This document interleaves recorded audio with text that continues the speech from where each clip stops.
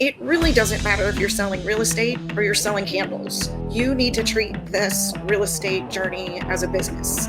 We are small business owners and we just happen to sell real estate.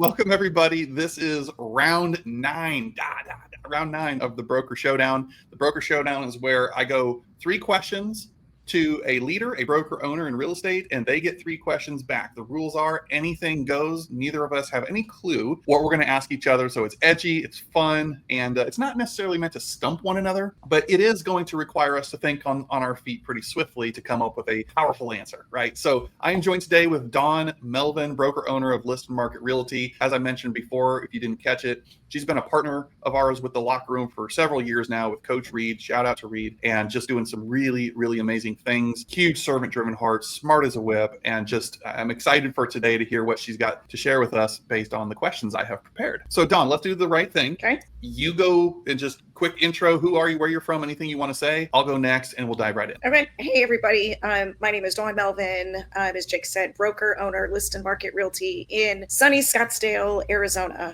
I've been in real estate going on my 12th year.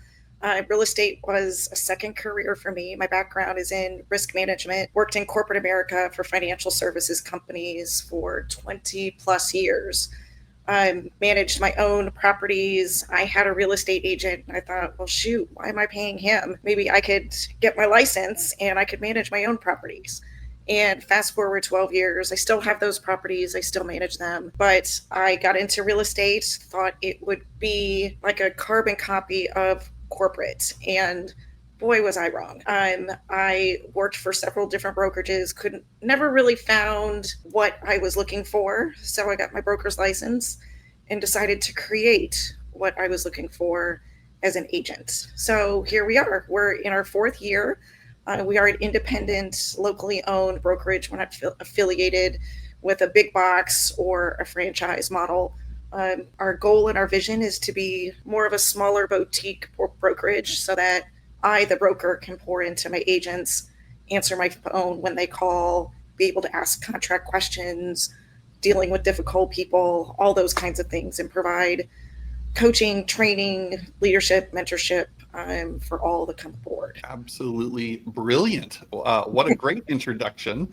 And I can confidently say that everything you just shared there, as far as kind of your mission, your visions, that's a perfect segue, by the way, to my first question, isn't just words on paper or behind you on the wall, which I love.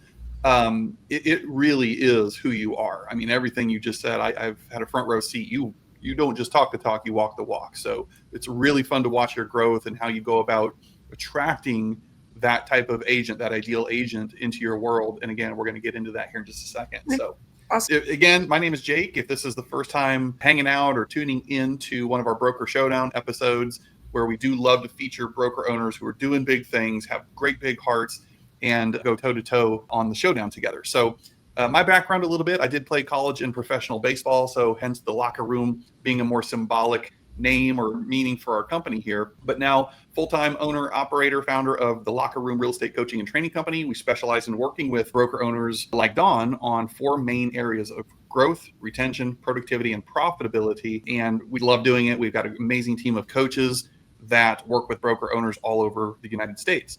I'm also co-founder with my business partner, Kit, in the Locker Room Leadership and Coaching Academy, which is an ICF accredited institution. So that's a big deal for us. And we also run a community specifically for independent broker owners like Dawn called the RELC, the Real Estate Leadership Circle. So if you want to check that out, if you're a broker owner, an independent broker owner rather, go to https://relc.app, relc.app, and you can check it out there. So that's my little quick introduction, and I am ready to dive into the questions. If you are, Dawn, you ready to roll? Okay, let's go. Let's go. All right, you got this. Okay. So my first question is generally my first question to most people. And I don't know if you've watched prior episodes or not, but here it is. If I, Jake Dixon, let's assume I'm an agent in your market there in Arizona, and maybe I was not getting everything I had hoped from my current brokerage. I'm toying with exploring some options and changing brokerages where I hang my license.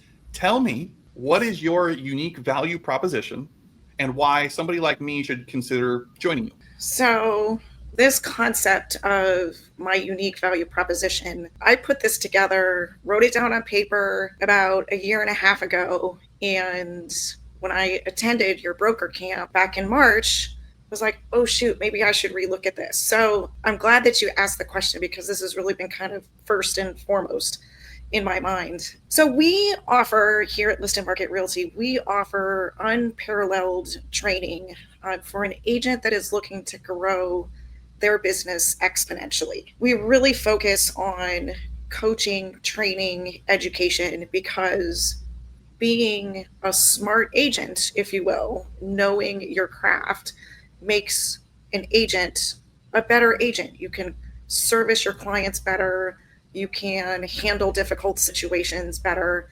and effortlessly, right? It's, you don't get kind of worked up in, whatever the situation is. So we do script and role play. We always learning, just, really just making sure that we offer tools and resources that agents can tap into to really hone their craft. And I tell agents when I'm chatting with them, it really doesn't matter if you're selling real estate or you're selling candles. You need to treat this real estate journey as a business. We are small business owners and we just happen to sell real estate.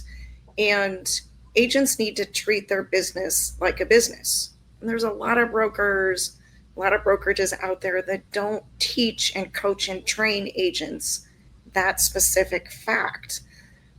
They'll teach them how to cold call, they'll teach them how to work the MLS, but the actual building a business, growing a business, putting a plan together, putting together goals, revisiting those goals, and things of that nature. So that's really, from a brokerage standpoint, that's what our unique value proposition is. But I also want to add in a second prong, which broker camp and meeting with other brokers have really kind of taught me. And I'm probably one of the least self-serving people out there. I don't like to bring attention to myself, but part of the value proposition here is me. Like I said in my intro, I'm not looking to bring on 100 agents and have my agents be a number. I worked at those brokerages and I hated it. I always had to reintroduce myself to my broker. I was always one that was actively asking questions, trying to learn, and I was super frustrated. So I pour into my agents. I answer the phone when they call. If they text me, I will answer my text messages. I do put a limit on it. I like to go to bed about 8:30 at night, so I kind of stop answering my phone about that time. But we can always talk about it the next day. So it's really about, one, coaching, training, learning, teaching your business, treating your business like a business, and just me as an awesome broker. I love that answer. I'm making some notes. Very well said. And anybody watching this, if anything she said spoke to you, leave her some love, drop a comment. What did she say there? What do you appreciate? What resonates with you?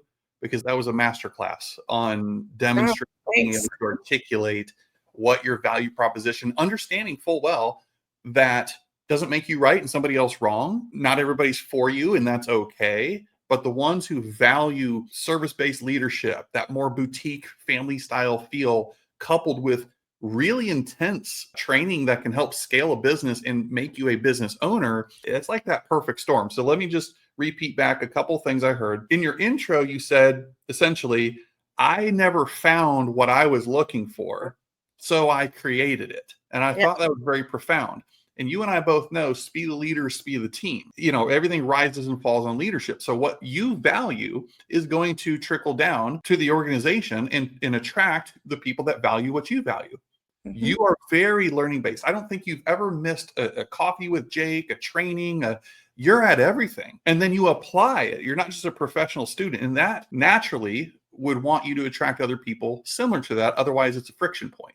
Yep. So there's that. I love what you said about you're helping agents become small business owners that just happen to sell homes.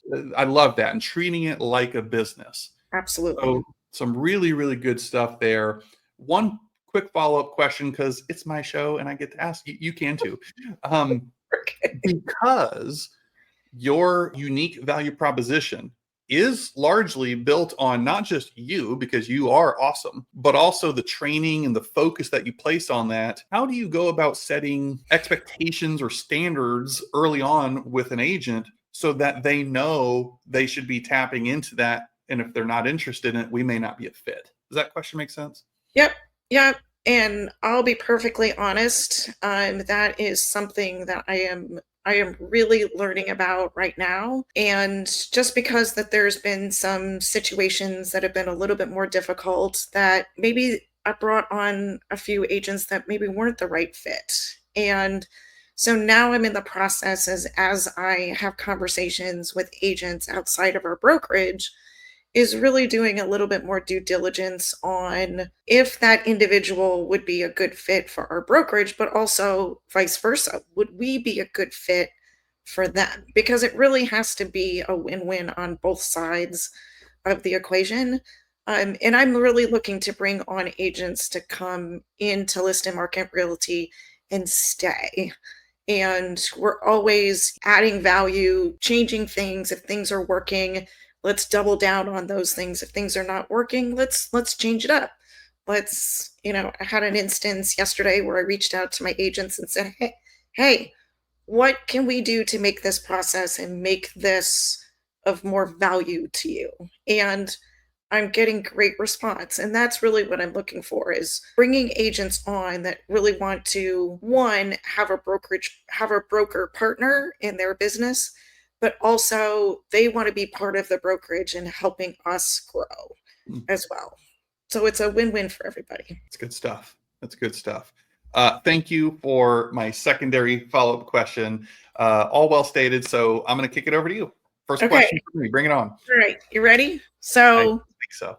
mine's old school. It's written down on a piece of paper. What is one personal habit or mindset shift outside of real estate that has had the biggest impact on your success? I like that question. I'm going to go with, well, it is a combination of mindset and habit, I guess. The first thing that comes to my mind is dating back to circa 2013, somewhere in that ballpark. Not that that matters, but like many young, ambitious, hungry entrepreneurs, I let work consume me. I let work get the best of me. And what would happen is I'm go, go, go 100 million miles an hour. And at the end of the day, I'm wiped out. I'm tanked. And the last thing I want to do is talk to anybody. I just need to be, you know what I mean? Mhm. And so I knew that that was causing stress in other areas of my life, relationships, at home, kids, family, whatever.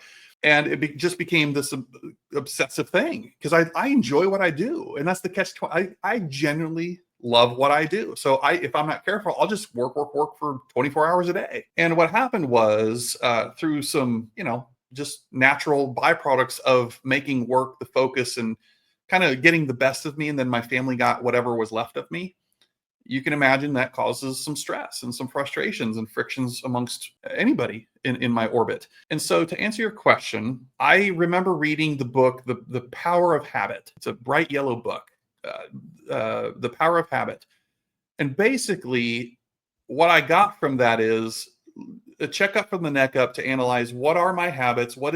How can I disrupt this pattern? How can I disrupt the cycle? Where do I need to swim upstream and cut the head off the snake, so everything else that follows would be a new pattern interrupt that I could create a new habit out of. And the simplest thing that I did, and I still do to this day, is I don't take my laptop home with me.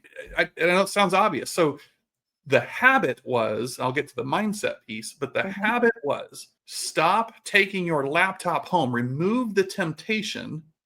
Therefore, it's not available to me, even though the phone still exists, but I can manage my phone. But I don't have the temptation anymore. It's not in my cupboard. It's not in my cabinets. I can't eat the unhealthy thing when it's not there. Captain Obvious moment. And ever since then, it formed a new pattern of behavior, because that was no longer available to me as a distraction.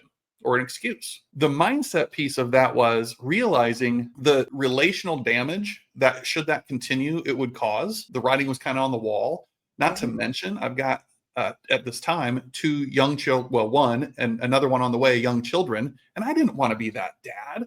I want to be present, man. And so that was the mindset shift of wherever I am, be there. Wherever I am, be fully present there. So when I'm working here, Dawn, if I could show people my calendar, there's not a white space on my calendar. I work non-stop. I don't eat most days from 7:30 to about 5. And that's not a brag, or I'm not saying I advocate for that. But I don't mess around. When I'm at work, I'm going a million miles an hour, one thing to the next, because I know my family and other important things are waiting for me when I get home that I need to be present for. And so when I'm here, I'm not messing around surfing Facebook and doing dumb stuff. I'm working. And if I'm not working, I might as well go home or fishing or arrowhead hunting or something else that I enjoy and be present there. So long-winded answer. I'm sorry. It's just I think you just ignited something that's now pouring out that maybe will help somebody else hearing this right now. What is that pattern of self-sabotaging behavior that you can stop, and therefore everything else on the other side of that has to change? And that's what helped me. So it's interesting what you said about not taking your laptop home. And you know what? Kudos to you, Jake, for realizing that early on and taking action on that, because so many people don't realize it and, have collateral damage. And I think the other thing is that you have your priorities set, right? It's family first, always, no matter what. So you realize that, you put in a plan, and it just one simple thing, right? You leave your laptop at the office, and you're right. You've got your phone. You can control that. You can put it in one room and you walk into the other room. But I really think it is a matter of establishing your priorities, and it's always your family. And that should always be first and foremost. Well, to add to that, yes, I didn't start, and you didn't start, and most people watching this didn't start a business to own a job, to be a slave to that business. We started a business so it can fund our ideal lifestyle. My ideal lifestyle is not working 24/7 and being an absent father, an absent husband, and so, but I was going down that road. And just to snap out of that and have that awakening, as I might call it, was a really powerful moment in my life as a young entrepreneur, that I still struggle like anybody else with it. But now I'm more disciplined, and I've kind of built that muscle memory up where I don't even think about taking my laptop home. When I'm done, I close this thing right here. I'm out the door. Now I got kids climbing on me, dogs jumping all over me, and things to do that I got to be there and present for. So, absolutely. Thank you for that question. That was a fun one for me to kind of answer in front of. That did make you think a little bit, didn't I? It did. It was a good first question. Because here's the scary part, you guys. Dawn has known me for a while. So when I came into this, I'm like, oh, shoot, what's she going to ask me? Because you know me pretty well. P.S. I'm rocking out a hat that Dawn gifted me here from Arizona. I did. All right. And same thing. I want to get some audience interaction. So if there's anything I just said that resonates with you, what's that thing in your life that maybe you need to disrupt and cut out? Drop it in the comments. We'd love to both hear from you and be able to work through that with you and support you. So, okay, Dawn, I'm ready for number 2. Are you? Yes. All right. Lay it on me. Let's hear it. I'm cheating on this one because this is a 2-parter. I couldn't decide. So wait. No. No, it's my rules, man. So 2-part question here. You can handle it. All right. I can do it. As you reflect on your career as an agent and a brokerage leader, first question, what is one piece of advice you wish somebody gave you at the beginning of your career? Okay. Second question is, and knowing what you know now, is there anything you would have done differently or maybe embraced sooner? Wow. Okay. So looking back at my past self, if I would have known something, what would it have been? I really wish that when I first started, you go to real estate school, and you go to real estate school to pass a test. right?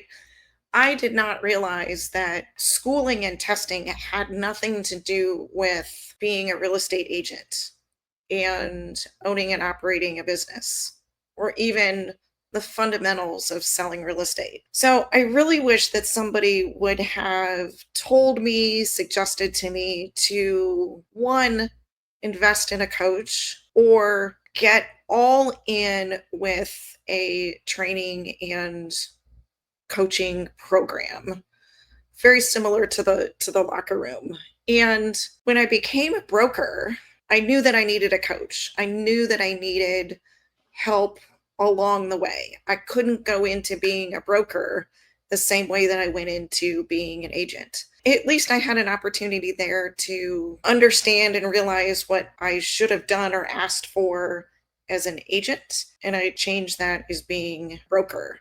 I look back, to the 4 years that we started, I still see instances of things that I really should have done differently, but that's okay. This is very much a learning journey. But if I had one piece of advice, I would say that for a newer agent, get involved in some sort of coaching platform, training platform, and just go all in and be a sponge and take it all in, whether you use that information right away or you just kind of file it away in your brain and pick it up later. I did have a mentor when I got started into real estate, and he was great. He was a very prominent agent in our area and still is. But I think looking back on it, I needed something just outside of that. But at the time, I didn't know what I didn't know, right? I think that would be my advice. Did I answer the second part?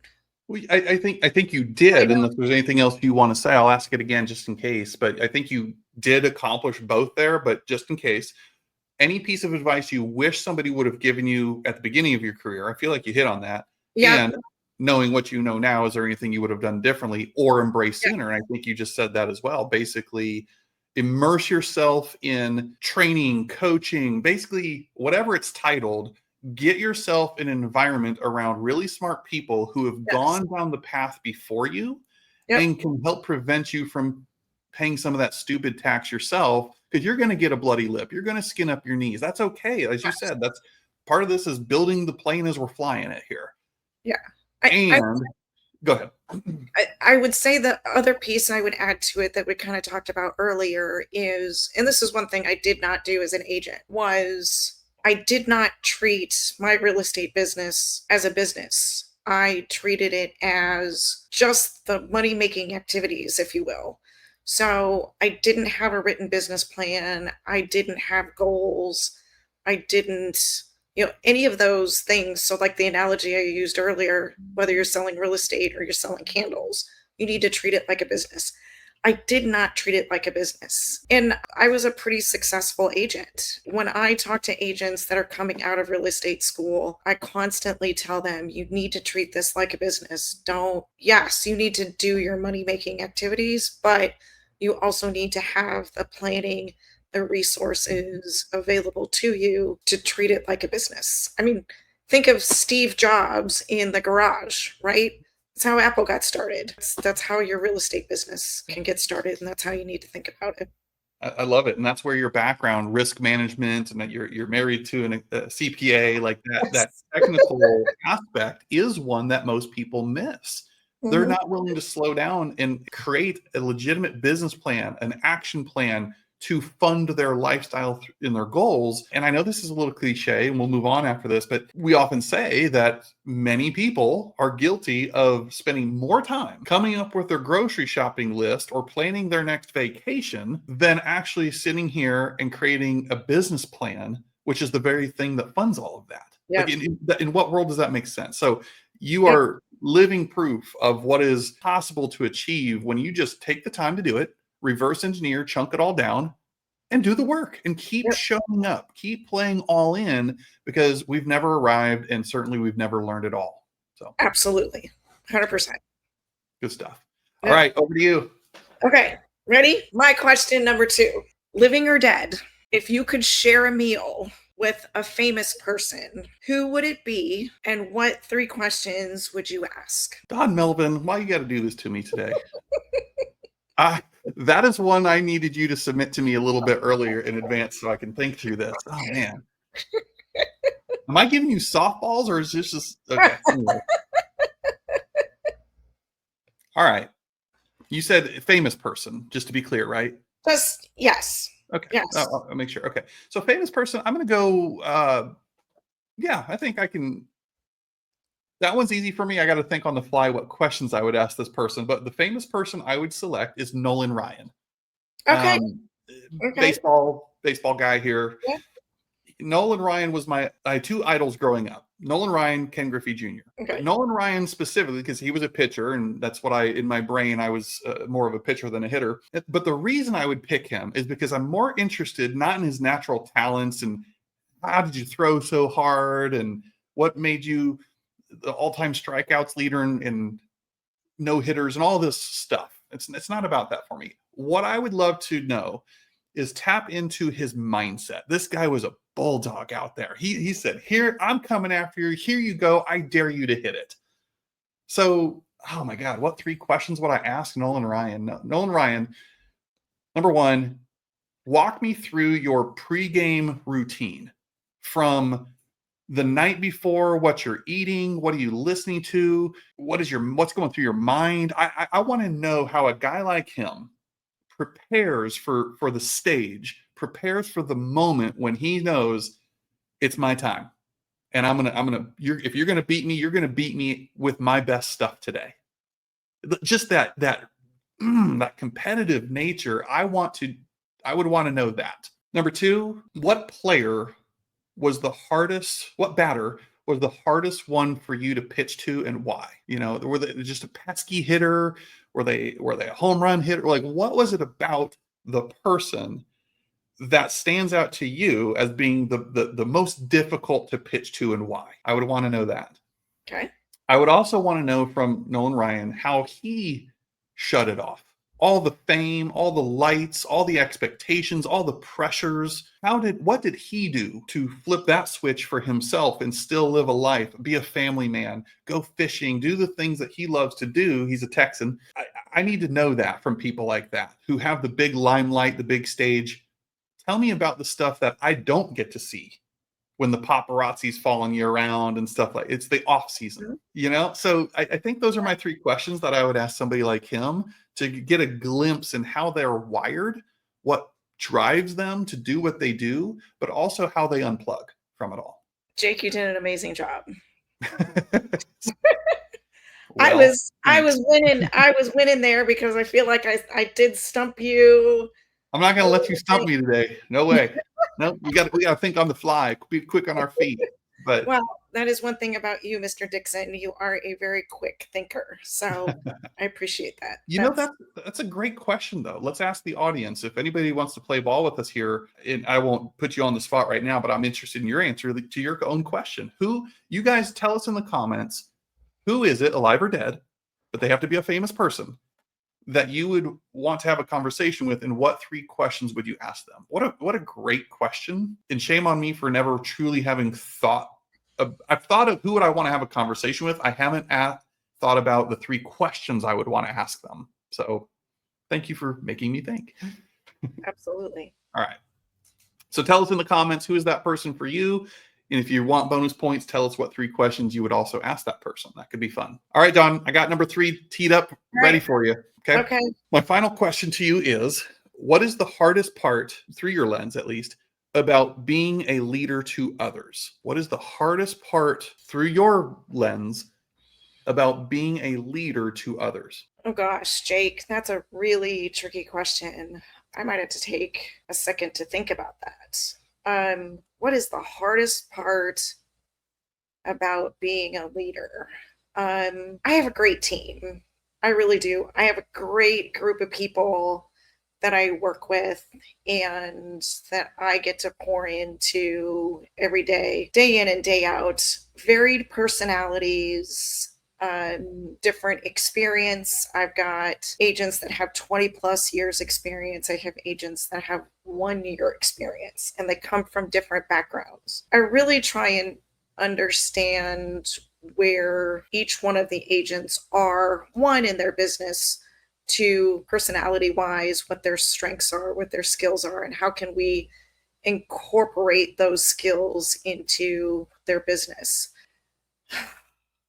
I'm kind of just rambling a little bit while I'm trying to think of what's the hardest part about being a leader. I would say probably the hardest part is creating this culture at List Market Realty, and everything from marketing support to system support to training and coaching is the value that we're delivering. Is it really what they're looking for? And is it what they're needing in their business? I have had some instances where I've felt like I've wanted it more than them. And I just find that I really need to create this culture, right? And our culture, like I said, is based on training, coaching, learning aspects.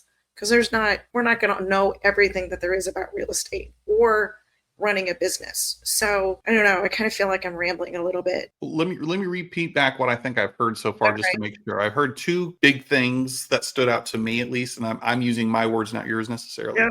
Yep. First thing I heard was the responsibilities of being the business owner. The buck stops with you, and it's those constant reinventions to make sure that the value you think they want is in fact true, and then still having the responsibility to deliver it. So that's one, those constant reinventions. The second thing I heard you say, boy, is this powerful, is the struggle of a leader of others not wanting it more for them than they want it for themselves. That will keep you up at night, especially with somebody that has a heart like yours and a service-based emphasis on the training, the support, the accountability. And when people are not reciprocating that or engaging back the way you expect in that creates that friction or disappointment. Did I restate it fairly? Yes, yes, you did. And it's, I think one of the things that I've learned just even very recently is I do have instances where I want it more than they do, and have felt like, oh, I can convince them. I'm going to bring them in and just give them all these things, and they just can't help but not take advantage of it. Right. And I've realized that every person is in a different place in their journey, right? It's just really kind of timing, and are we kind of meeting at the same place at the same time? And if we're not a fit for somebody, that's okay. I've had some folks leave, and I just felt like, oh, my heart was broken. But you know what?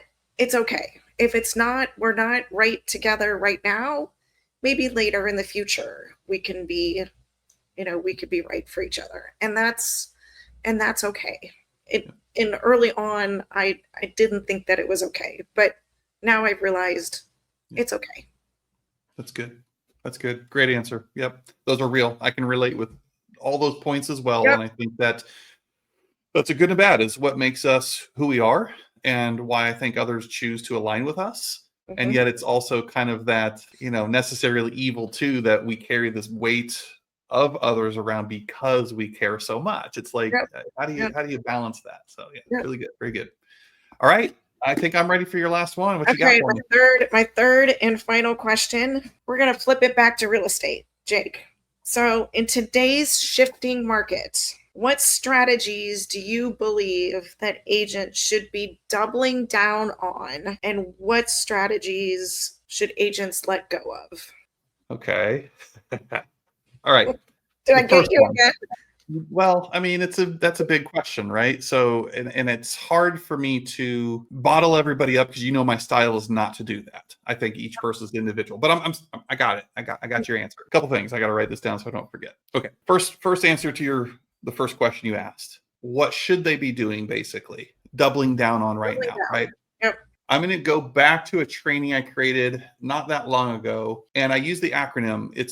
And I had fun messing with people's heads on this. I said, CRMs is your ticket to success. And people are like, what? CRMs? But I'm not talking about what you think I'm talking about. Not the software, not the database management tool. CRM serving as an acronym. Example, C equals consistency. Consistency. The agents who are winning right now, month over month, year over year, percentage increase, while most are hurting or maybe down in production, are consistent. It's not sexy. There's nothing more interesting I can say about it other than time on task over time. They commit to the process, they divorce the results, and yet the results happen to show up because guess what? Work still works. They're consistent. One thing that we preach internally at the locker room is the 5 to 25 challenge. 5 conversations a day for 5 days a week times 50 weeks out of the year equals 1,250 real estate conversations. I have tracked this for 9 consecutive years. There's a 50-to-1 conversion rate for lesser experienced new agents. Meaning for every 50 dialogues I have, it's going to eventually yield me 1 new piece of business, AKA 2% conversion rate. So when I talk to 1,250 people times 2%, there's my 25 sales. Hence the 5 to 25 challenge. But what's easy to do is also easy not to do. People, the limiting beliefs start going on. It's like, no, it couldn't be 5. That's it, 5. And to which I say, go do it. Come back to me in a year, Scout's honor, that you did that and tell me whether I'm a liar or a simple genius. Okay. Yep. All right. So C is consistency. The R stands for relationships. I know. Nothing new here. But in a post-COVID era, in an artificial intelligence era, in a social media-driven era where all we get is the highlight reels, deepen your relationships. People preach for years to build it wide, and I'm not necessarily against building your database, your relationships wide. But what I am suggesting is now would be the time more than ever before to build them deep, okay? Have 200 people really connected, really insightful, because each one of them also has 200. And they have to, I would rather do it through the spider web effect versus feeling like I need to go buy leads and have 50 trillion people in my database that I'm just spamming all day long. Okay. So that's the R. The M is market knowledge. CRMs. M is market knowledge. No more can we just be professional door openers, and information is everywhere. We have to step our game up as professionals and redefine the value that we have so we stay at the center of the transaction. Otherwise, I promise you, competition, software, artificial intelligence, other things are trying to wipe the agent off out of the deal. And then finally, the S is skill set development. The agents, to your point of training, culture, and what List Market Realty does to provide an environment that is conducive to every agent's success. You are the conduit. Their job is to plug in. That's it, right? Those that are actually taking the time to script and role play and do the practice and do the stuff when nobody's looking, stand to win and win big, especially when the market rebounds, because they won't emerge as the same person they were when they got into it. They use the pullback, they use the downturn as a way to sharpen the saw to emerge bigger, better, and stronger while gaining mind share and market share as a result of it. So CRMs is my acronym for your answer. I don't even remember at this point what your second question was. What should they let go of? Let go of, got it. Yep, this actually proves my other point. Let go of feeling like you have to be all things to everybody all the time. Let go of the fake it till you make it mantra. Let go of believing that success has to live outside of your comfort zone. You know that I get really preachy on why I disagree with that quote, whether I'm playing semantics or not. We can debate it. That we created a model to counter success lives outside your comfort zone. And we believe that success, however you define it, is actually at the origin of expanding your strength zone. And we define what is strength zone. How do I bottle that up into a recipe that I can now use? So I see things like lead gen or lead follow-up, the very things that most agents avoid, as actually something that I'm empowered to do. I look forward to do. I don't dread it because I'm doing it the way it works for me rather than the way my mentor 17 years ago told me what worked for him or her. Mm-hmm. So lean into your strength zone, cut out the belief system that your success is going to be achieved through being uncomfortable and wanting to stab your eyes out with a spoon every day because you hate what you're doing. That is the reason I believe why so many people have gotten, so many agents have gotten out of the business, because they've aligned with a brokerage that your first day on the job, you get a call sheet and you might be somebody that's on the, S&C on the disc profile, and making an outbound phone call scares the living daylights out of you. Yeah. It's why would you want to do something in your own business that's going to make you feel uncomfortable? What's the first thing you're going to do? You're going to walk away from it. You're going to avoid it to all costs. So absolutely, I'm a believer in that as well. Yeah. Is people do need to play to their strengths. Well, and I know for a fact you carry that same message into your organization. You're working with agents like Devin and so many others who you're empowering them. You're giving them conscious or subconscious permission that there is no one way to do this. Let's figure out your way, build a plan around your way. And then all I get to do, meaning you, is hold up the mirror and say, you said you wanted this. You told me here's how you plan on getting this. I don't need to shame you. I don't need to. All I'm doing is holding up these things. And I'm your partner in growth to see to it that you're doing and executing on the things that you said for the reasons that you said them. Yep. 100%. It's good. Yep. Accountability. Really good. Accountability. You got it. Dawn, this has been awesome. I knew it would. I've had so much fun with you. And I hope we can do this again. I know we will. But I didn't plan to ask you one, but I'm not going to leave you without your own kind of agent-centric question. So bonus question before we break for today. What is one piece of advice that you would actually give an agent right now who's struggling a little bit, maybe floundering a little bit?